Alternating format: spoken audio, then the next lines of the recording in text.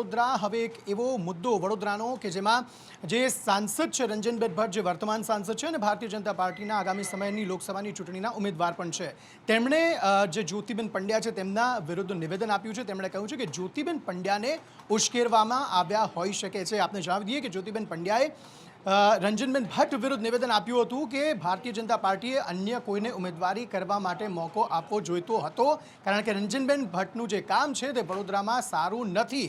તેવામાં ભાજપમાં ભાંજગડ જે છે તે જોવા મળી રહી છે. પરંતુ રંજનબેન ભટ્ટે જ્યોતિબેન પંડ્યા વિશે નિવેદન આપ્યું છે. તેમણે કહ્યું છે કે કદાચ જ્યોતિબેનને ઉશ્કેરવામાં આવ્યા હોઈ શકે છે અને પોસ્ટર વોર અંગે પણ રંજનબેને કેટલાક ખુલાસા કર્યા છે.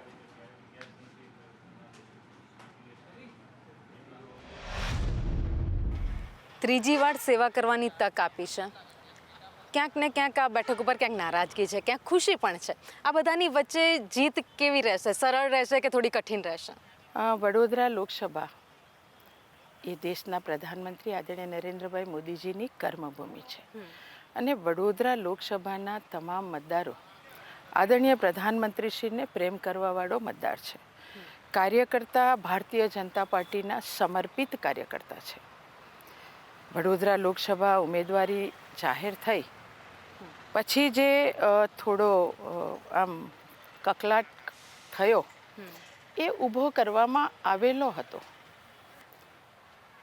કોઈ સ્વયંભૂ થયેલો નહોતો. વડોદરા લોકસભાની દરેક મતદારો, નાનામાં નાનો ગામડાનો મારો કિસાન હોય એની સુધી પહોંચવાનો મારો હંમેશા પ્રયત્ન રહ્યો છે. મારો શહેરનો કાર્યકર્તા હોય કે જિલ્લાનો કાર્યકર્તા હોય એની સાથે પણ મારા દિલના સંબંધ છે અને એટલે કાર્યકર્તા કે મતદારોમાં નારાજગી નહોતી. આ નારાજગી જે ઊભી કરવામાં આવી હતી એ પણ એવું કહેવાય કે કૃત્રિમ નારાજગી, કોઈ પર્ટિક્યુલર એક વ્યક્તિ આવે અને એ પોતાની જાતે જે ઈચ્છા થાય એ બોલે. પરંતુ વડોદરાનો મતદાર આ શિક્ષણ નગરી છે, સંસ્કારી નગરી વડોદરા છે, ખૂબ અભ્યાસુ મતદાર છે. પણ વડોદરામાંથી જ્યારે બેઠક ઉપર ઉમેદવારનું નામ જાહેર થાય છે તો એ સંસ્કાર ક્યાંક ભૂલાતા એવું નથી લાગતું? બિલકુલ નહીં. એટલા માટે નહીં કહું કે જે દિવસે નામ ડિક્લેર થયું એ દિવસે તમામ કાર્યકર્તા ઘરે હતા. બીજા દિવસે સવારમાં કંઈક આક્રોશ આવી જાય તો પછી તપાસ કરીએ તો ખબર પડે કે આ કરાવેલો આ આક્રોશ છે ભારતીય જનતા પાર્ટીના કોઈ કાર્યકર્તાનો આક્રોશ નહોતો, પર્ટિક્યુલર એક વ્યક્તિનો હતો.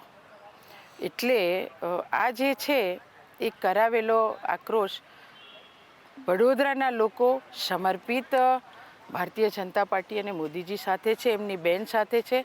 એટલે આ સંસ્કાર મારા ભારતીય જનતા પાર્ટીના કાર્યકર્તાએ બિલકુલ રાખ્યા છે અને ભારતીય જનતા પાર્ટીની સાથે વડોદરાના લોકોએ પણ આ સંસ્કારને જાળવી રાખ્યા છે.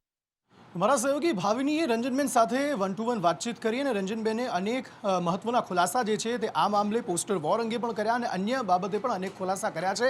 આ ઉપરાંત લોકસભામાં કઈ રીતે તેઓ પ્રચાર પ્રસાર કરવાના છે તે અંગે પણ વાત કરી છે. પરંતુ ખાસ જ્યોતિબેન પંડ્યા વિશે વધુ શું વાતચીત કરી તેમણે, ભાવિની પાસેથી વધુ વિગતો મેળવ્યા. ભાવિની.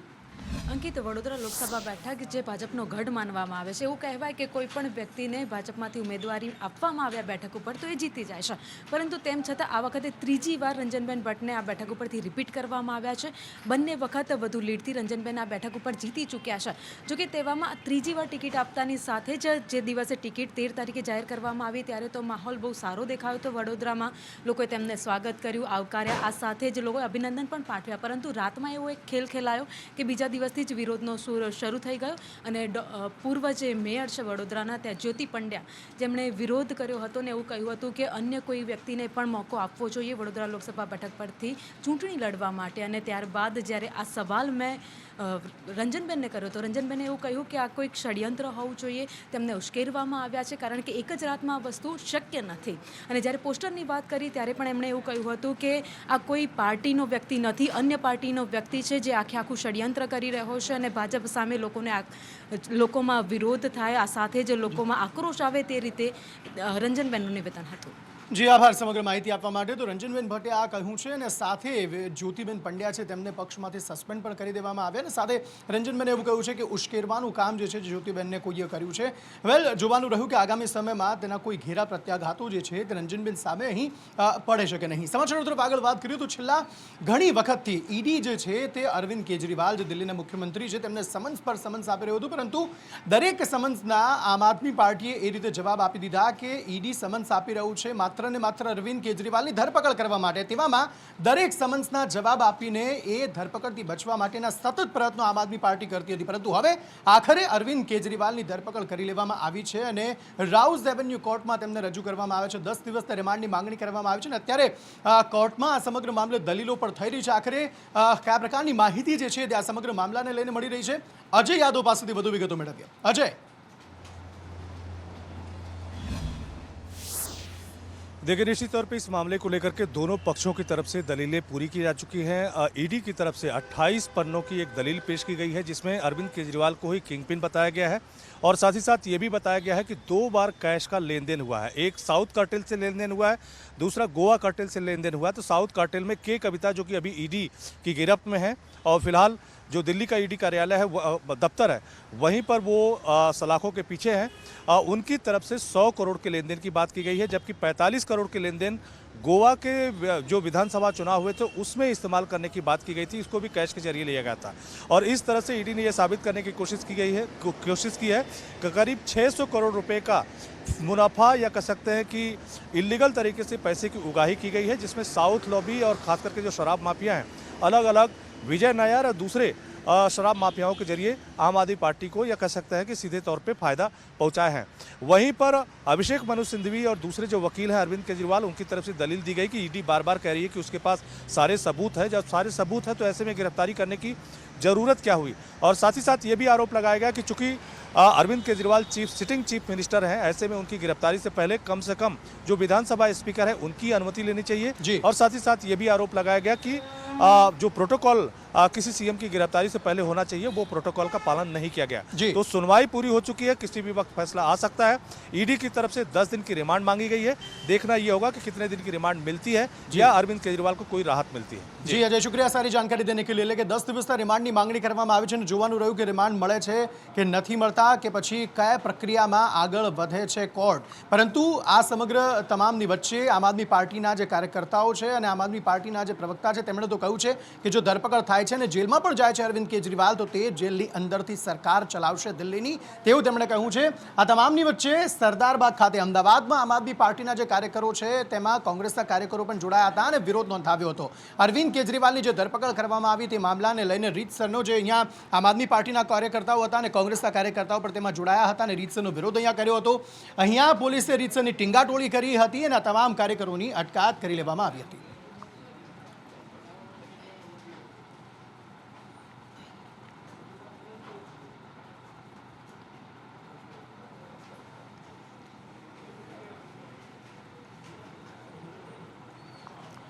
તો એક તરફ અહીંયા આમ આદમી પાર્ટી અને કોંગ્રેસના કાર્યકર્તાઓ ભેગા થઈને વિરોધ નોંધાવી રહ્યા છે કેજરીવાલની ધરપકડનો. બીજી તરફ પેટા ચૂંટણીમાં એ વાત નક્કી થઈ ચૂકી છે કે આમ આદમી પાર્ટી અને કોંગ્રેસ ભેગા મળીને ચૂંટણી નહીં લડે, કારણ કે કોંગ્રેસને 5 બેઠકો પર ચૂંટણી લડવી છે. આ સમગ્ર મામલાને લઈને આમ આદમી પાર્ટીના ઈસુદાન ગઢવીનું શું કહેવું છે? અમારા સંવાદદાતા નિકુલ પટેલ જોડાઈ ગયા છે આ વિશે વધુ વાતચીત કરવા માટે. તેમની સાથે ઈસુદાન ગઢવી પણ છે. નિકુલ, શું કહી રહ્યા છે ઈસુદાન ગઢવી? જે બિલકુલ અંકિત, એક વાત સ્પષ્ટ થઈ ચૂકી છે કે લોકસભાની અંદર આમ આદમી પાર્ટી અને કોંગ્રેસ ગઠબંધનથી ચૂંટણી લડી રહી છે. ત્યાં જ બીજી તરફ આજે કોંગ્રેસના પ્રદેશ પ્રમુખ શક્તિસિંહ ગોહિલનું નિવેદન આવ્યું અને તેમને કહ્યું કે પેટા ચૂંટણીની તમામ 5 બેઠક જે છે તે કોંગ્રેસ રહેશે. આ બેઠક પહેલેથી જ કોંગ્રેસ પાસે જ રહી હતી, એટલે કે ત્યાં ગઠબંધન નહીં થાય. આપણી સાથે ઈસુદાન ગઢવી છે, તેમની સાથે વાત કરીશું. ઈસુદાનભાઈ, શક્તિસિંહે કહી દીધું છે કે હવે 5 બેઠક ઉપર પેટા ચૂંટણીમાં કોંગ્રેસ જ મેદાને ઉતારવાની છે. અત્યાર સુધી વાતો ચાલતી હતી, આપે પણ કહ્યું હતું કે ગઠબંધનની અમારી વાટાઘાટો થઈ રહી છે, તો પછી કેમ આ પ્રકારનું નિવેદન શક્તિ છે? નહીં, સ્વાભાવિક છે કે અમારા માટે ગઠબંધન ટકાવવું, અમારા માટે લોકતંત્ર બચાવવું, અમારા માટે દેશ બચાવવો ઇમ્પોર્ટન્ટ છે. અને એના ભાગરૂપે ઇન્ડિયા ગઠબંધન અંતર્ગત લોકસભામાં અને વિધાનસભામાં જે પેટા ચૂંટણી છે એમાં નક્કી થયું છે. વિસાવદર સીટ છે એ અમારા ભાગમાં આવી ગઠબંધનમાં. બાકીની સીટો કોંગ્રેસ છે એ કોંગ્રેસની સ્વાભાવિક છે કે લડેલી સીટો છે. વિસાવદર છે એ અમારી સીટ હતી, એ અમને મળી છે. આગામી સમયમાં વિસાવદરમાં પણ ચૂંટણી આવશે તો સ્વાભાવિક છે કે અમે લડીશું. અને ડિસ્કશન અમે માંગ કરી હતી શક્તિસિંહ સાથે પણ, ત્યાં ઉપર પણ અમારે લેવલે માંગ થઈ હતી, હાઈકમાન્ડ લેવલે, શીર્ષ નેતૃત્વ લેવલે. એક વાત એ સામે આવીને ઊભી હતી કે લોકસભામાં કોંગ્રેસ લડતી હોય અને નીચે પાછી આમ આદમી જો લડશે તો ક્રોસ વોટિંગ થશે, અને ક્રોસ વોટિંગ થાય તો નુકસાન લોકસભામાં થાય અને પેટામાં પણ થાય, એવી એક ડિસ્કશન આવી હતી. અને અલ્ટિમેટલી માન્ય જે શક્તિસિંહજીએ કહ્યું છે તો ગઠબંધન તો રહેશે જ, પણ અમે ઊભા નહીં રાખીએ. એમણે કહ્યું છે કે કોંગ્રેસની સીટો છે તો કોંગ્રેસ લડશે, તો સ્વાભાવિક છે કે તો અમે ઊભા નહીં રાખીએ, કારણ કે અમારા માટે લોકતંત્ર બચાવવું બહુ જરૂરી છે. એટલે જે અમારી વિસાવદરની સીટ છે એ જ્યારે ચૂંટણી આવશે ત્યારે અમે લડીશું, ત્યાં કોંગ્રેસ ઊભા નહીં રાખે. અને બાકીની સીટો ઉપર અત્યારે માની લો કે ચર્ચા થઈ રહી છે, તો અલ્ટિમેટલી જે પણ ફાઇનલ નિર્ણય આવે એ અમને સ્વીકાર્ય હશે. બિલકુલથી નિર્ણય સ્વીકાર્ય હશે તેવું ઈશુદાન ગઢવીનું કહેવું છે, કેમ કે તમામ જે 5 સીટો હતી પેટા ચૂંટણીની તેમાં કોંગ્રેસ ઉમેદવાર ઉભે રાખશે અને તેની સામે આમ આદમી પાર્ટી પોતાના મરતિયા નહીં ઉતારે, એટલે કે કોંગ્રેસ એકલા હાથે ભાજપની સામે પેટા ચૂંટણી લડશે. જો કે જે વિસાવદરની સીટ જ્યાં ચૂંટણી જાહેર નથી થઈ ત્યાં માત્ર આમ આદમી પાર્ટી જ પોતાનો ઉમેદવાર ઉભો રાખશે અને ત્યાં કોંગ્રેસ તેમને ટેકો આપશે. જી નિકુલ, આભાર સમગ્ર માહિતી આપવા માટે. ને તેવામાં કોંગ્રેસમાં એક સાંધો ત્યાં 13 તૂટે તેવી સ્થિતિ અત્યારે જોવા મળી રહી છે, કારણ કે આમ આદમી પાર્ટી અને કોંગ્રેસનું અહીં ગઠબંધન નથી થવાનું. કોંગ્રેસના કેટલાક અકાઉન્ટ જે છે તે ફ્રીઝ કરવામાં આવે છે. અને બીજી તરફ રોહન ગુપ્તા જે કોંગ્રેસના નેતા હતા તેમણે પક્ષમાંથી રાજીનામું આપી દીધું છે. મલ્લિકાર્જુન ખડગે છે તેમને રાજીનામું સુપરત કર્યું છે અને ઘણા બધા સ્ફોટક નિવેદન સાથે તેમણે રાજીનામું ધરી દીધું છે. અને આ સમગ્ર મામલાને લઈને જે કોંગ્રેસના નેતાઓ છે તેમણે પણ કેટલાક આક્ષેપો કર્યા કે રોહન ગુપ્તા શા માટે પક્ષ છોડી રહ્યા છે. આ તમામની વચ્ચે રોહન ગુપ્તાએ શું કીધું અને કોંગ્રેસના જે અલગ અલગ નેતાઓ હતા તેમણે રોહન ગુપ્તા વિશે શું નિવેદનો આપ્યા છે, સંજય ચૌધરી પાસેથી વધુ વિગતો મેળવીએ. સંજય. જે આજે રોહન ગુપ્તાએ વહેલી સવારે કોંગ્રેસમાંથી પોતાનું રાજીનામું અધ્યક્ષને સોંપ્યું હતું અને ત્યારબાદ તેમને ઘણા આક્ષેપો કોંગ્રેસના કેટલાક નેતાઓ ઉપર મૂક્યા છે કે તેમને હેરાન કરવામાં આવતા હતા, અથવા તો જે ઉચ્ચ નેતાઓ હતા તેમને હાઈકમાન્ડના નેતાઓને આ વિષયની ખબર હતી, પરંતુ તે મુદ્દે કોઈ પણ કાર્યવાહી થઈ નહીં, તેના કારણે થઈને પોતે રાજીનામું આપ્યું છે. પરંતુ એ બાદ જ્યારે ગુજરાત પ્રદેશના નેતાઓના નિવેદનો સામે આવ્યા તેમાં પણ કેટલોક વિરોધાભાસ જોવા મળી રહ્યો છે, કારણ કે પ્રવક્તાઓ જે હતા હેમાંગ રાવલ તેમને એક આક્રમકતા દાખવી હતી અને રોહન ગુપ્તાને ગદ્દાર પણ કહ્યા હતા. એ સાથે જ તેમના તાર ભાજપના નેતાઓ સાથે અથવા ભાજપ પક્ષ સાથે જોડ્યા હતા. ત્યારે બીજી તરફ જે શક્તિસિંહ ગોહિલ છે પ્રદેશ કોંગ્રેસના અધ્યક્ષ, તેમને જે પક્ષ છોડીને ગયા છે રોહન ગુપ્તા, તેમના પર નરમ વલણ દર્શાવ્યું છે. તેમણે કહ્યું છે કે કાલ સુધી મારી સાથે હતો એટલે સારો હતો, અને આજે એના સાથે એના ઉપર અપશબ્દો બોલવા એવા સંસ્કાર મારા પક્ષમાં નથી. એટલે ક્યાંક ને ક્યાંક કોંગ્રેસની અંદર અત્યારે વિરોધાભાસ ચાલી રહ્યો છે કે કોણ કોંગ્રેસની સાથે છે અને કોણ કોંગ્રેસની વિરુદ્ધમાં છે. કયો નેતા છે એ લોકસભાની ચૂંટણી સાથે કોંગ્રેસની સાથે ચાલશે અને કયો નેતા કોંગ્રેસને વિરુદ્ધમાં થશે એ પણ હજુ પક્ષમાં ક્યાંક સ્પષ્ટ દેખાઈ નથી રહ્યું. કોંગ્રેસે આત્મમંથન કરવાની જરૂર દેખાઈ રહી છે, કારણ કે પ્રવક્તા અને અધ્યક્ષના નિવેદનોમાં વિરોધાભાસ થાય તો ચોક્કસથી પાર્ટીના કાર્યકર્તાઓ પણ એમાં ક્યાંક ને ક્યાંક ગૂંચવણમાં મુકાઈ શકે છે. જી આભાર સમગ્ર માહિતી આપવા માટે. તો કોંગ્રેસે ચોક્કસપણે આત્મમંથન કરવાની જરૂર છે, નેતાઓને સાચવવાની જરૂર છે અને નેતાઓને પૂછવાની જરૂર છે કે આખરે શું તકલીફ તેમને કોંગ્રેસમાં થઈ રહી છે અને તકલીફો દૂર કરીને કોંગ્રેસમાં રહે, કોંગ્રેસ પક્ષને વધુ મજબૂત કરે તેવા પ્રયત્નો ચોક્કસપણે કોંગ્રેસે કરવાની જરૂર છે. પરંતુ અત્યારે આત્મમંથન બીજી એક બાજુ પણ ચાલી રહ્યું છે કોંગ્રેસનું, અને પોતાની પાસે પૈસા નથી. જી હા, પક્ષ પાસે પૈસા નથી, કારણ કે 11 જેટલા અકાઉન્ટ જે છે તે ફ્રીઝ થઈ ગયા છે કોંગ્રેસના. તેવામાં પ્રદેશ કોંગ્રેસ અધ્યક્ષ શક્તિસિંહ ગોહિલે આ મામલે નિવેદન આપ્યું છે કે કોંગ્રેસે સત્તામાં હોય કે ન હોય જવાબદારીનું વહન કર્યું છે. લોકોના દાનથી અમે ચૂંટણી લડવાના હતા, પરંતુ અકાઉન્ટ ફ્રીઝ કરાતા હવે શક્તિસિંહ ગોહિલ આકરા પાણીએ જોવા મળી રહ્યા હતા. શું કહ્યું શક્તિસિંહ ગોહિલે, સાંભળીએ. 115.32 કરોડ રૂપિયા કોંગ્રેસ પક્ષના એકાઉન્ટમાંથી સીધા ઉઠાવી લેવામાં આવ્યા. આપણા આ દેશના કાયદાઓ એમણે રાજકીય પક્ષોના મળતા દાનને ઇન્કમ ટેક્સમાંથી મુક્તિ આપી છે.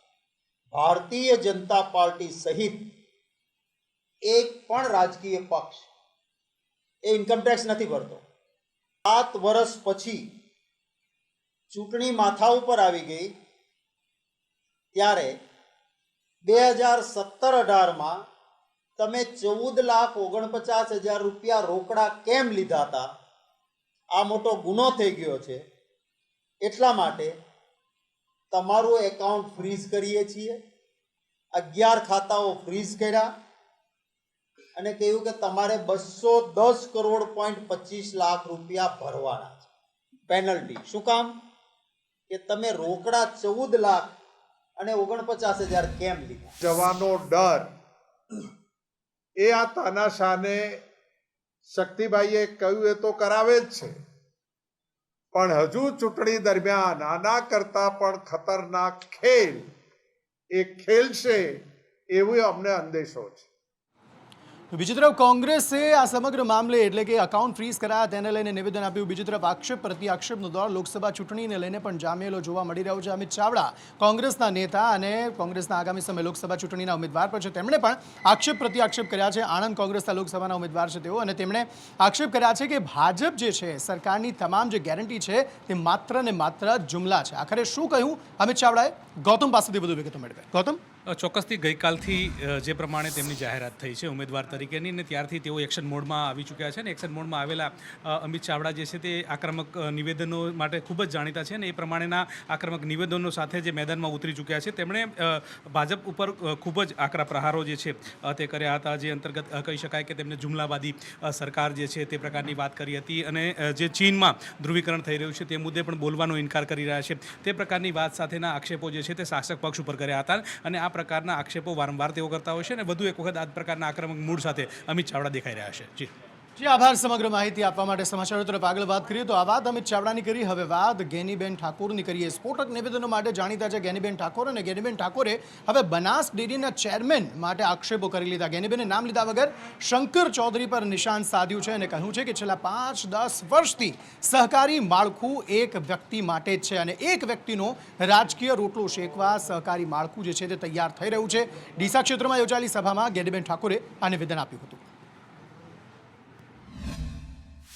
છેલ્લા 10 વર્ષ કે 5 વર્ષથી સહકારી માળખું એ માત્ર સહકાર માટે કે લોકોના ઉત્થાન માટે નહીં, પણ એક જ વ્યક્તિને એના પોતાનો રાજકીય રોટલો કઈ રીતે શેકાય, એના આજુબાજુ મળતિયાઓ હોય, એમના હગાવાલા હોય, અને એમના કીધામાં રહે એ પ્રમાણેનું આખું સહકારી માળખું ચાલે છે. અનેક ચેરમેનો હતા. ગલબા કાકાએ સ્થાપના કરી ત્યાંથી કરીને પરથીભાઈ સુધી એ કોઈએ ડેરીમાં આ રીતે વહીવટ કરીને ડેરીને બાનમાં નથી લીધી. સમાચારો તરફ આગળ વાત કરીએ. વાત રાજકોટની કરીએ તો રાજકોટમાં એક લંપટ શિક્ષક અને આચાર્ય વિરુદ્ધ જે છે તે લોકોનો રોષ જે છે તે ભભૂકી ઉઠ્યો છે, અને લોકોએ શિક્ષણ જગતને શર્મસાર કરતી આ ઘટના મામલે પોતાનો રોષ વ્યક્ત કર્યો છે. સ્થાનિક નગરસેવક વિનોદ ધવાએ પ્રિન્સિપલ પર પ્રહારો કર્યા. તેમણે કહ્યું પહેલા પણ રાકેશ સોરઠિયા સામે છેડતીની ફરિયાદો સામે આવી હતી. આ સમગ્ર મામલે વધુ માહિતી મેળવીએ મયુર સરવૈયા પાસેથી. મયુર, બિલકુલ અંકિત, શિક્ષણને શર્મસાર કરતો કિસ્સો જે છે તે રાજકોટના કોઠારિયા વિસ્તારમાં આવેલી સરસ્વતી સ્કૂલ જે છે તેમાં સામે આવ્યો છે કે આચાર્ય જે છે તેમના દ્વારા 4 જેટલી વિદ્યાર્થીનીઓને તેમના જ ઓફિસમાં બોલાવી અને છેડતી અને શારીરિક અડપલા કર્યા હોવાનું સામે આવ્યું છે. ઉલ્લેખનીય છે કે સમગ્ર મામલે આ ભાંડો ત્યારે ફૂટ્યો છે કે જ્યારે વિદ્યાર્થીનીએ તેમના પરિવારને ફરિયાદ કરી હતી, અને પરિવાર જે છે તે ભક્તિનગર પોલીસ સ્ટેશન પહોંચ્યો હતો. તેમની સામે પોક્સો હેઠળ જે રાકેશ સોરઠિયા નામનો આચાર્ય છે તેમની સામે પોક્સો હેઠળ કાર્યવાહી કરવામાં આવી છે, અને હાલ તેમની ધરપકડ કરી તેમને જેલના સળિયા ગળતો કરી દીધો છે. ઉલ્લેખનીય છે કે અગાઉ પણ આ પ્રકારે રાકેશ સોરઠિયા છે તેમના દ્વારા આચાર્ય તરીકે ન શોભે તેવું વર્તન જે છે તેમના દ્વારા કરવામાં આવ્યું હતું, અને અગાઉ પણ તેમણે છેડતી કરી હતી. ત્યારે હવે હાલ પોલીસ દ્વારા તેમની સામે કાર્યવાહી કરવામાં આવી છે. પોક્સો હેઠળ કાર્યવાહી કરી તેમને અત્યારે જેલના સળિયા ગળતો કરી દીધો છે. ઉલ્લેખનીય છે કે જે રાકેશ સોરઠિયા છે તે નગરસેવકની ચૂંટણી પણ આમ આદમી પાર્ટીમાંથી લડી ચૂક્યો છે. જી આભાર સમગ્ર માહિતી આપવા માટે મયુર. તો બીજી તરફ રોહન ગુપ્તાએ જે રાજીનામું આપ્યું તેને લઈને હવે ભાજપના નેતાઓ પણ પ્રતિક્રિયા આપી રહ્યા છે.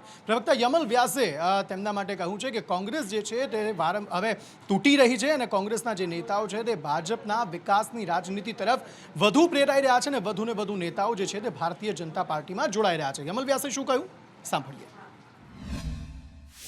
કોંગ્રેસ પાર્ટી પ્રજા સાથેનો સંપૂર્ણ સંપર્ક ગુમાવી ચૂકી છે. ચૂંટણીમાં ખૂબ ખરાબ હાર થવાની છે. આ કોંગ્રેસના આગેવાનોને ખબર પડી ગઈ છે. ભારતીય જનતા પાર્ટીનો વિકાસનો, નરેન્દ્રભાઈ મોદીનો જે વિઝન છે 2047માં વિકસિત ભારતનું, એ જોઈ અને ઘણા કોંગ્રેસી આગેવાનોએ ભારતીય જનતા પાર્ટી જોડાયા પણ છે. અને રોહનભાઈનો જે રાજીનામું છે એ નવાઈ એટલા માટે નથી પમાડતું કે કોંગ્રેસના કોઈ પણ પ્રજા સાથે જોડાયેલા લોકો હોય એ હવે કોંગ્રેસમાં રહેવા માગતા જ નથી. આમાં ભારતીય જનતા પાર્ટી સાથના વિકાસના એજન્ડાને, ભારતીય જનતા પાર્ટીના રાષ્ટ્રવાદને સ્વીકારી અને અનેક પાર્ટીઓમાંથી દેશભરમાં લોકો ભારતીય જનતા પાર્ટીને સાથે જોડાઈ રહ્યા છે, કોંગ્રેસ છોડી રહ્યા છે. એટલે કોંગ્રેસ છોડવા પછી કોંગ્રેસના આગેવાનો જે પણ એમના આગેવાન વિશે કહે એમાં અમારે કંઈ કહેવાનું ના હોય. પરંતુ એક વાત નિશ્ચિત છે કે જેમને પણ ભારતીય જનતા પાર્ટીનું જે કામગીરી જોઈ છે છેલ્લા ગુજરાતમાં 20 વર્ષથી અને દેશમાં 10 વર્ષથી, એમને ભારતીય જનતા પાર્ટીની સરકાર જ દેશનું સારું કરી શકે એ વિશ્વાસ હોય એ સ્વાભાવિક છે. વેલ, આ વાતમાં તો કોઈ મિનમેક નથી કે કોંગ્રેસ તૂટી રહી છે, કારણ કે કોંગ્રેસના એવા પીઢ નેતાઓ જે છે, જે વર્ષોથી કોંગ્રેસ સાથે હતા, તે પણ કોંગ્રેસ છોડીને ભારતીય જનતા પાર્ટીમાં જોડાઈ ગયા છે અને જોડાવાના છે અને આગામી સમયમાં જોડાય તો પણ નવાઈ નહીં. અને ચોક્કસપણે ભારતીય જનતા પાર્ટીના જે નેતાનું આ નિવેદન છે તે ખૂબ જ યોગ્ય છે. સમાચાર તરફ આગળ વાત કરીએ. વાત સુરતની કરીએ. સુરતમાં એક એજ્યુકેશન ઇન્સ્ટિટ્યૂટ પર આજે દરોડા પાડવામાં આવ્યા અને નકલી માર્કશીટનું જે કૌભાંડ છે તે ઝડપી પાડવામાં આવ્યું છે. આખરે શું છે સમગ્ર વિગતો? મનીષ પરમાર પાસેથી વધુ વિગતો મેળવીએ. મનીષ.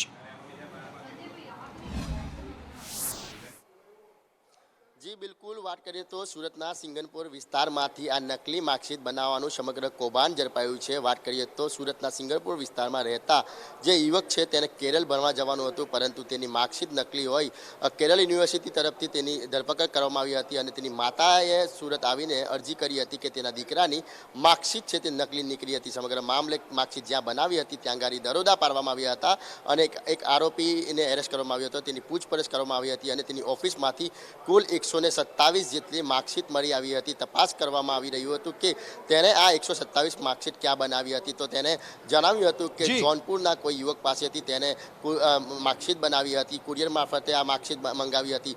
સમગ્ર દેશવ્યાપી કૌભાંડ હોય ત્યારે અત્યારે એક આરોપીની ધરપકડ કરીને આ માર્કશીટનો ચહેરો છે તે ઇન્ટરનેશનલ ચહેરો હોય તેવું પ્રાથમિક તપાસમાં લાગી રહ્યું છે અને હવે પોલીસ વધુ તપાસ હાથ ધરી છે. જી, રાજ્યમાં હવે હીટ વેવની આગાહી કરી દેવામાં આવી છે. જી હા, રાજ્યમાં આગામી 5 દિવસ હીટ વેવ રહેશે, એટલે કે કાળઝાળ ગરમી માટે તમારે તૈયાર રહેવું પડશે. આ ઉપરાંત સૌરાષ્ટ્ર અને કચ્છમાં 5 દિવસ માટે યલો એલર્ટની જાહેરાત કરવામાં આવી છે. પોરબંદર અને ગીર સોમનાથમાં પણ હીટવેવની આગાહી કરવામાં આવી છે. હવામાન વિભાગે શું કહ્યું આ સમગ્ર મામલે સાંભળીએ.